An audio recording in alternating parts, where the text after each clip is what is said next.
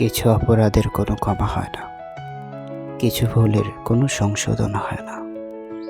আজ আয়নার সামনে দাঁড়িয়ে নিজের চোখের দিকে তাকাতে পারছি না। কাউকে আকাশ সমান আশা দিয়ে শেষ মুহূর্তে তার পায়ের নিচের মাটি কেড়ে নেওয়ার মতো নিষ্ঠুরতা আর কি হতে পারে?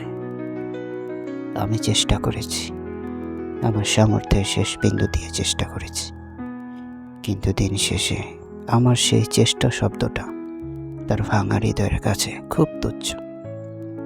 আমি তাকে স্বপ্ন দেখিয়েছিলাম, তাকে বিশ্বাস করতে শিখিয়েছিলাম যে হবে, আমি পারব, কিন্তু শেষ বিকেলে ঝড়ে তার সব শোক, সব ইচ্ছা তাসের ঘরের মতো ভেঙে পড়ল। আর তার কারণ হলাম আমি। মানুষ যখন আশা হারায় তখন সে শুধু একটা সুযোগ হারায় না, সে নিজেকেও হারায়। আজ সে ছোট হয়েছে, অপমানিত হয়েছে, অন্যের কাছে তাকে মাথা নিচু করতে হয়েছে আমার ব্যর্থতার জন্য। তার সেই বিষণ্ণ মুখটা বারবার আমার চোখের সামনে ভেসে উঠছে। আমি জানি সরি শব্দটা এখানে খুব ছোট, এই শব্দটা তার নষ্ট হয়ে যাওয়া স্বপ্নগুলোকে ফিরিয়ে দিতে পারবে না।